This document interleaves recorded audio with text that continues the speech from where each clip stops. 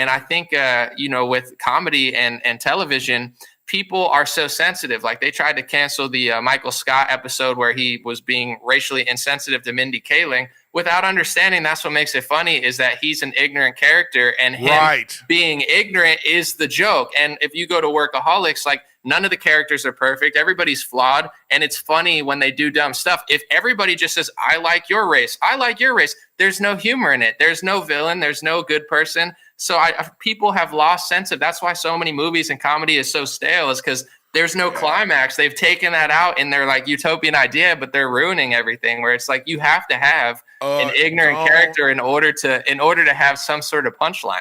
Yeah, to highlight how stupid he is. That was what the highlight. Like, it's so dumb about that episode is he was literally being reprimanded.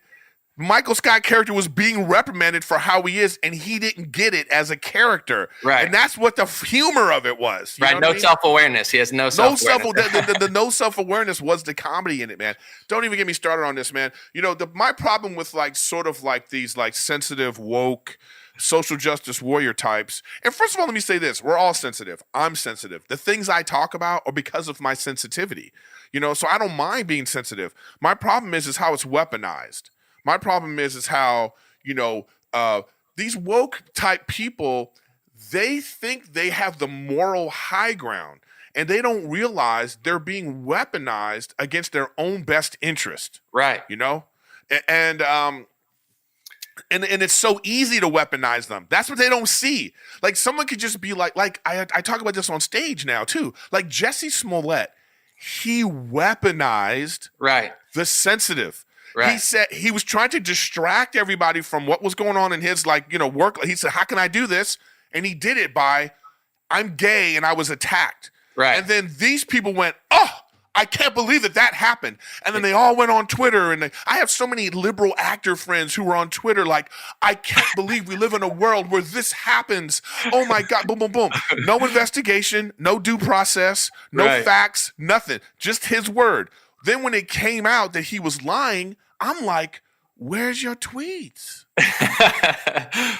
Like, where is, because, and to me, those type of people should be outraged when someone uses their sensitivity against them. It's like when someone just claims racism, and then everybody jumps on it. When people claim sexism and everybody jumps on it without any sort of like facts or knowledge or anything, that's dangerous. And they don't realize that they're being weaponized. It's like we don't talk about obesity in this country. We don't talk about it. We don't show how dangerous this is. Like the leading cause of death is heart disease. And one of the leading causes of heart disease is obesity. And we don't even discuss it. We talk about body positivity. Right. That's those woke people being weaponized against their own best interest. That's just how I feel about it. And opioids and fentanyl too is sending our life expectancy backwards. And, but you can't question big pharma, even though I think opioids killed over 1 million people. On the note of like weaponizing people against their own self-interest, there's I wanted to say for the left, you have LGBT, black, lesbian, like minority. These are things that people are rightfully sensitive about. So they use that and they know that they can push their agenda through these things and put up a shield against anybody pushing back. Yes. On the right wing, how they do it is they use the pro-America thing. You know what I'm saying? Say the Iraq war. It's like, oh, you must be a terrorist if you don't agree with this. Oh, you must not. You must hate the country. And both sides they've tapped into. If you want to trick the right wing, give them somebody that talks like them who will push the pro-America angle to what they're doing. If you want to give the left wing, do it through a minority or LGBT group. And these groups have gotten so in the mainstream, not in real life, but have gotten out of control because that they've realized this. And now they get away with it. And they're like, dude, we can just push this, do whatever we want, say whatever we want. And if anybody questions our political narrative, we're just going to call them a racist, a sexist, a homophobic. In Jesse Smollett's case, I checked out his, just like Wiki, just seeing stuff. It's like he's gay, and I believe he's half black and half Jewish. So technically, he could call you an anti-Semite, racist. Right. He had the trifecta. He's got the trifecta. So he was walking like his shit don't stink. He's like, no one can.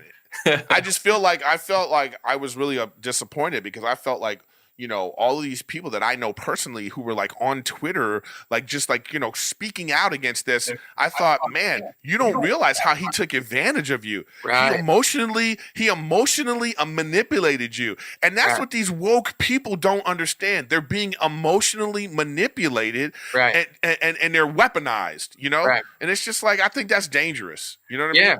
I just think it's dangerous. With comedy too, it's like, not only do you need a climax and a good and bad character and like somebody to look at and laugh at and be like, oh, he's the goofy one. But also, if you listen to anybody, whether it be like the most chill comedian who doesn't curse or like the craziest one who says the craziest stuff, what do you talk about in this world? You talk about race, you talk about religion, you talk about your wife, you talk about gender, you talk about different countries, you talk about experiences, you talk about ignorant people, you're ignorant, they're ignorant, you made a mistake, they made a mistake. That's what comedy is. There is no comedian that goes up there and just says like, I had a great day. Like someone smiled at me, I smiled at them. They used my pronouns, I used their pronouns. And believe it or not, like nothing happened. It's like there's no joke to that. I think the closest was like Chris D'Elia when he was like, I'm the only comedian that didn't have a bad childhood. He's like, my childhood was great. He's like, so I don't know what everyone else is talking about. It was funny. But there really is no punchline without the dynamics of the world. And it's not real. It's like telling kids, oh, we're going to defeat childhood bullying. They used to say that all the time. And then you grow up and you're like, man, adults are even bigger bullies than kids. So how are you going to stop the kids from bullying when you're 55 and you're not even stopping bullying? Like, it's just a fake signal. I know it's been more challenging to do comedy just because I just think that people forget things like being facetious. That's part of comedy, Right. Like figures of speech people have forgot. Like it's like people, they take everything so literal then attack your character. But it's like when I say to you, if I go like, yo man, give me a minute. Okay. What does give me a minute mean? Right. Does it mean a minute? Yeah. No, when I say give me a minute, it means I'm gonna need some time. That's what that, give me a second. Nobody goes, these people that get sensitive, they're like, wow, you don't respect time. You don't respect my, it's like, no, that's just a figure of speech. I've used this example before too. It's like if you and I are driving down the street and we're running late and we hit some traffic, some really bad traffic. We don't know what's going on. And I turn to you and I say, man, there better be a dead baby up here. Like, do I want a dead baby up there? Yeah. No. It's just a way of saying, I hope something really super important is going on because we're going to be late. But people take your words and they forget that kind of stuff. They just take your words and they turn you into, well, this guy's condoning violence against babies. This guy is, this guy's a baby hater, or whatever they're going to turn it into. And that's what happens in comedy. You forget that, like you said, there's got to be a punchline. There's always going to be a butt of the joke. Right. All right. There's always going to be a butt of the joke. How hard it slapped is what people's sensitivity is tapping into.